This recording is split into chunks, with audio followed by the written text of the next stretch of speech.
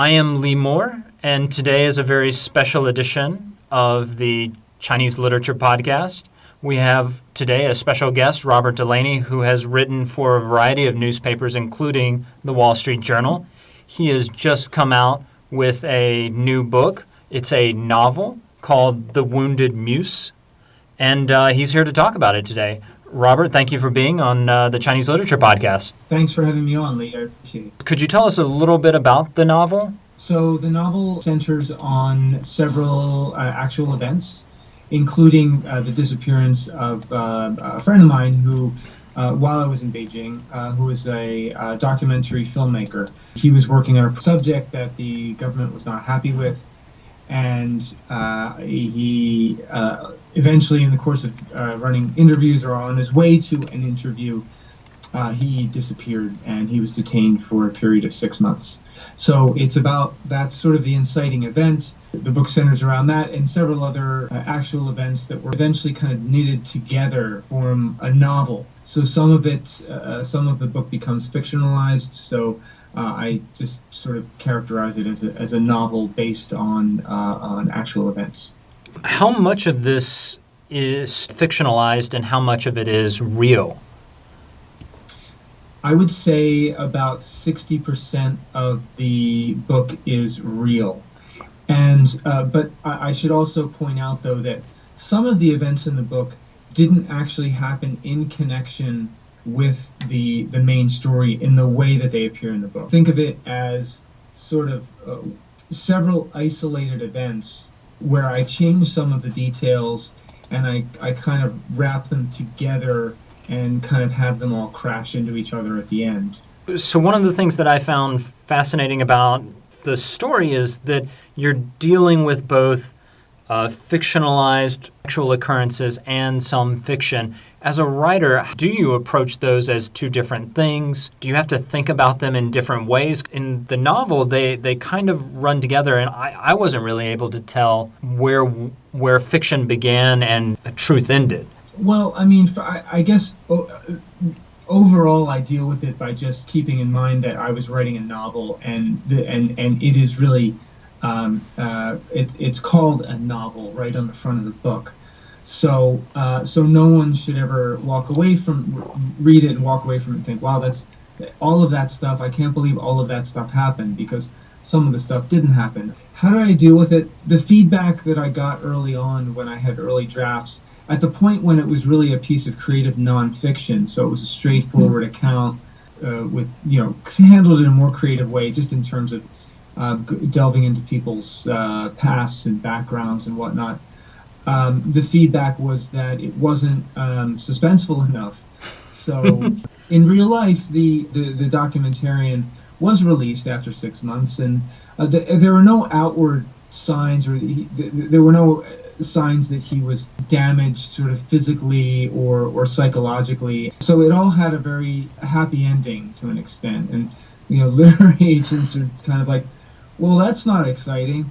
So so I thought, okay, well, let me build a very suspenseful story. And so I did that. And I think the way I handled that was the events that I created, the events that I fictionalized, I kind of drew on other events that had actually happened. Like, for example, there's a bit of corruption that's being leveraged by some of the characters, and the actual corruption that's written in the story, it didn't actually happen.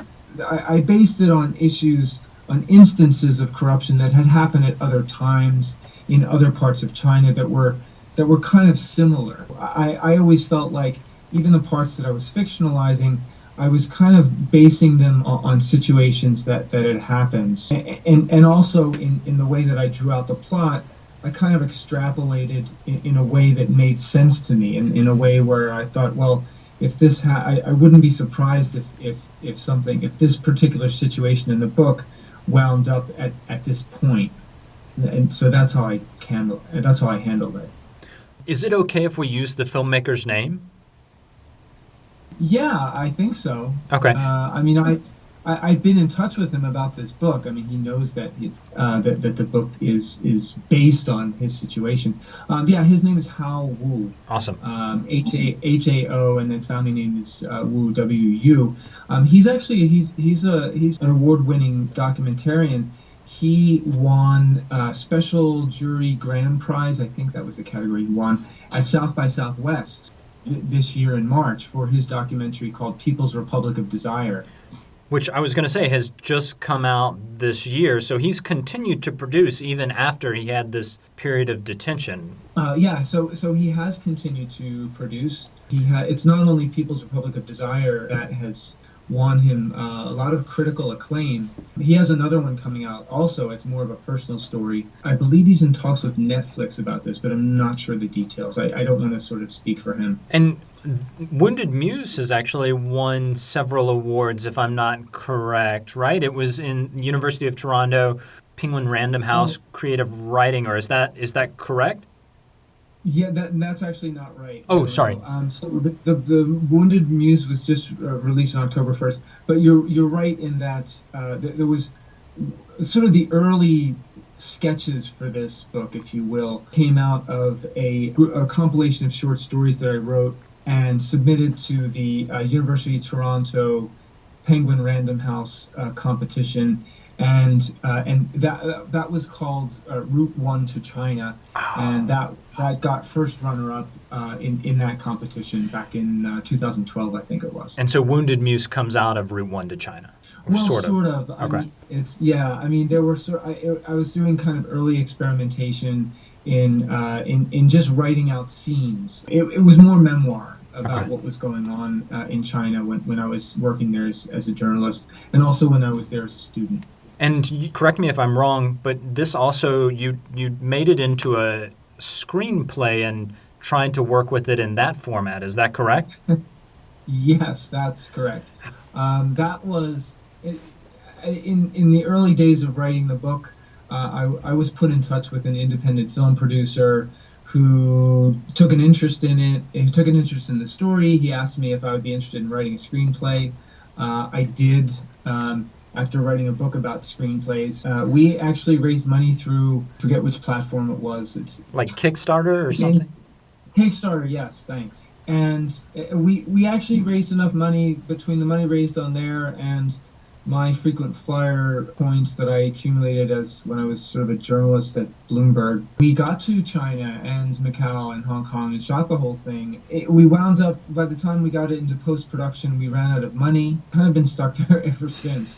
So then it was extremely frustrating because it's a small group of us who kind of came together to do it, and there were some friends and others who really believed in the project and put a lot of effort into it, but we couldn't get it through. So I turned back to writing the book and finally got through that.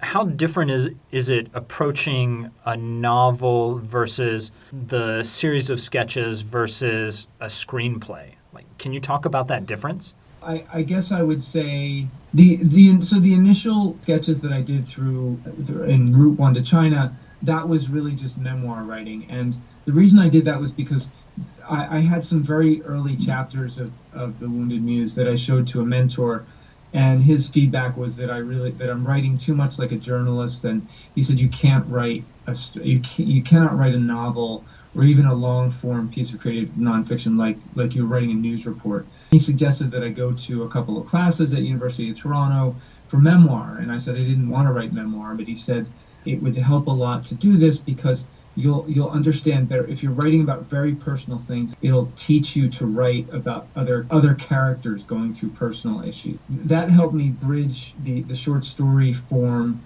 into writing the novel.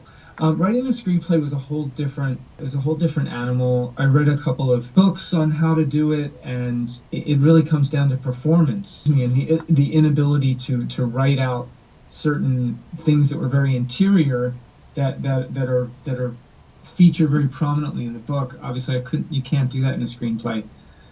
So that was challenging, and it was all new to me, writing a screenplay. And I think I didn't really appreciate how difficult it would be when I was getting into the project. So I think if I was to do it again, I would perhaps handle the screenplay differently. We talk a lot on the podcast about Chinese writers, and I was wondering how much have you drawn off of your knowledge of Chinese culture? Obviously, this story is based in China, so it deals with a lot of these issues, but do you look to any particular Chinese writer? Or I know you said, you've done some work with martial arts stuff and just, research in college, but do you is there any way that you're situating yourself in terms of either Chinese literature or in a wider form of Chinese culture that is informing your writing? I would say what I drew from was just living in China for 11 years. And I lived in very different ways throughout those 11 years. So for the first 2 years that I was in China, I was a student. I would have my classes during the semester, and then I would spend a month just traveling. And because I had I was only on a student budget, so I would travel pretty rough, and that helped a lot. I mean, especially back in the mid 1990s, taking kind of hard seat trains. I spent a lot of time just kind of getting to know people, because especially at that time, people on the trains were very friendly. They kind of welcomed you, and it was almost like by the end of a train journey, it would become sort of familial. I drew a lot on that experience when I was writing the characters in the book, who are very mainland Chinese and don't really have any exposure to anything outside of China.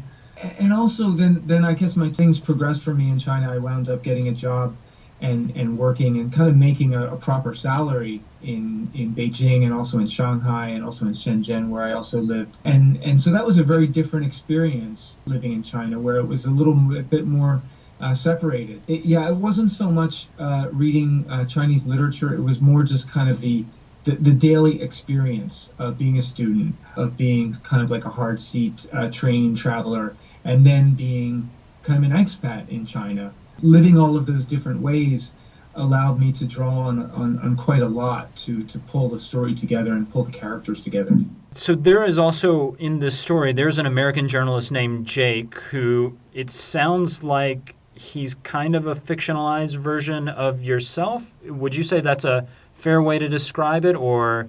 That's pretty accurate. I mean, Jake is the character that's closest to me. A lot of his experience was my experience in China, and I would say Jake is probably 50% me, maybe 60%, and that obviously helps me kind of flesh out that character. How did you go about fleshing out other characters like Chang, who is the filmmaker?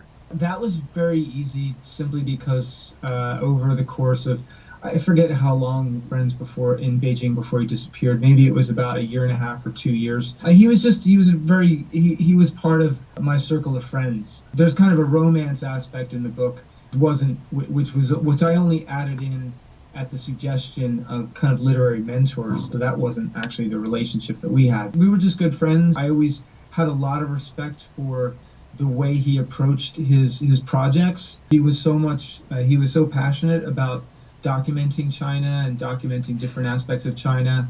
He was very driven by it, and so that's why he just has a very strong character in real life. So that's why it was easy to kind of pull his character together in the book.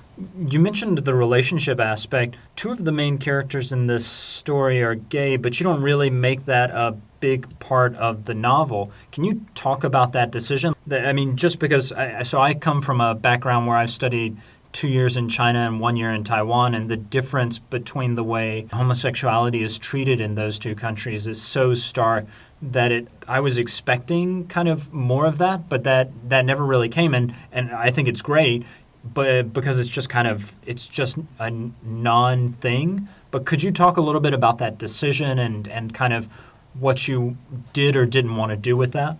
Sure. Yeah, I mean, it was very important to me that the sexuality of two of the main characters was not central to the story. I mean, it was really just none of the story centers around the fact of their sexuality. For me, that was very much life was in Beijing and also in Shanghai. There's, I know that China, of course, has a reputation of being a very authoritarian country, and can be very strict in terms of descent, but it's sexual, like homosexuality isn't really, how should I say, homosexuals certainly are not ostracized in China the way you might think. One thing I really do appreciate about China is that you don't have this kind of moral revulsion that you can sometimes have in places, certainly in the U.S., because a lot of the negative attitudes towards homosexuality comes from religion, and in China you just don't have that,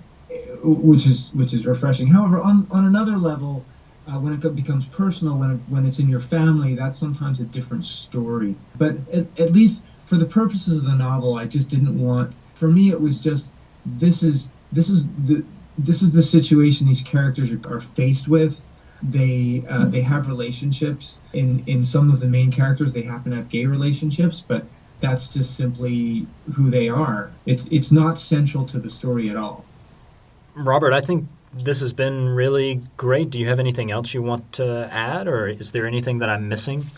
Well, no, I guess maybe one thing I would add would just be that I mean, I would hope that on one level you could look at the book and say, okay, here's a novel that this Western guy, this American guy, has written about the government detaining a filmmaker, so therefore it's an anti-China book. He's probably an anti-China writer. To which I would say, I think if anyone who might draw that conclusion initially should probably read the book to see that I was very careful to make sure that the mainland Chinese characters were true, well-formed characters, and I would hope that I think that the book gives greater appreciation for China and for the mainland Chinese. That was important to me, so I think that's the only other thing that I would mention about it. I think your love of China comes across, if I can call it that. Is that that's not? Yeah.